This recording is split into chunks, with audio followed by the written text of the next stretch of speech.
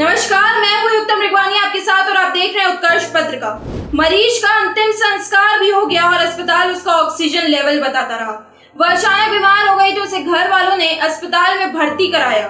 बड़ी मुश्किल से अस्पताल में बेड मिल पाया था, लेकिन इसके आगे की राह और भी मुश्किल होने वाली थी। परिजन अस्पताल से उसके बारे में कुछ भी पूछते थे तो उन्हें पता नहीं चल पाता था। उसके चाहने वालों को पता नहीं चल पा रहा था कि आखिर अस्पताल के अंदर वह कैसी है और उसके साथ क्या हो रहा है। एक दिन वह खुद अस्पताल से बाहर आई।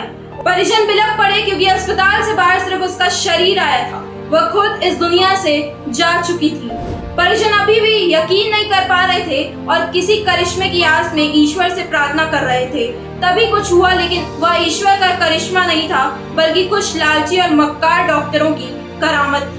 रोते परिजनों में से एक के मोबाइल पर आए उस मैसेज ने सभी को चौंका दिया था। मरीज की मौत हो चुकी थी, लेकिन उसके बारे में अस्पताल से उसके ऑक्सीजन स्तर के बारे में अपडेट आ रही थी। हैरत की बात थी कि जिसकी लाश लेकर परिजनों का रो रो कर बुरा हाल था, अस्पताल उन्हें उसके बारे में फर्जी अपडेट दे रहा था। यह फर्जी अपडेट मरीज के अंतिम संस्कार के बाद तक आता रहा। आप जरूर जानना चाहते होंगे कि यह अस्पताल कौन था।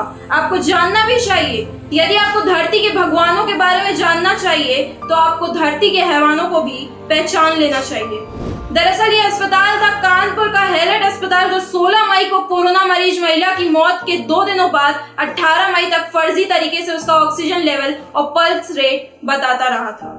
कानपुर के गीता नगर की रहने वाली बुजुर्ग महिला प्रियदर्शनी को कोरोना संक्रमित होने के बाद 13 मई को हैलेट अस्पताल में भर्ती कराया गया था।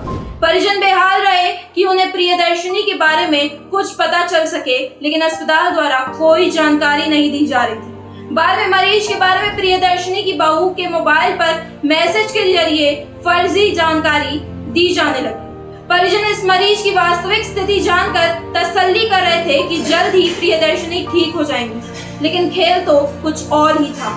अस्पताल मरीजों के परिजनों को कॉमन मैसेज भेज रहा था, जिसका वास्तविकता से कोई लेना देना नहीं था।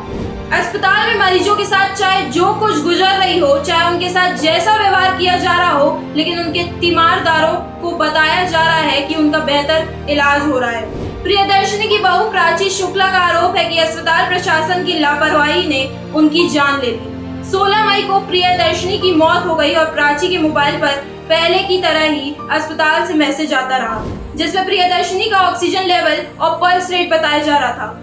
प्राची शुक्ला का कहना है कि उनकी सांस को हैलेट में सही इलाज मिलता तो वह बच सकती थी, लेकिन यह मलाल भला अस्पताल को क्यों हो। जीएसवीएम मेडिकल कॉलेज के प्रिंसिपल डॉक्टर अरबी कमल बेहद सामान्य तरीके से कहते हैं कि लापरवाही की जांच के लिए कमेटी गठित की गई है। क्या ऐसे अस्पतालों के खिलाफ जांच कमेटी बिठाने और रिपोर्ट आने भर से हालत सुधर जाएंगे? दरअसल सच तो यह है कि मरीज यूं ही लाशों में तब्दील होता रहेगा जब तक लाशों का ऑक्सीजन लेवल और पल्स रेट बताने वाले अस्पताल हैं। आप देख रहे थे उत्कर्ष पत्रिका। अगर आप हमारा ये वीडियो YouTube पर देख रहे हैं तो हमारे चैनल को सब्सक्राइब करिए, और अगर Facebook पर देख रहे हैं तो हमारे पेज को लाइक करना मत भूलिएगा। ऐसी तमाम छोटी बड़ी खबरों के लिए बने रहिए हमारे साथ। धन्यवाद।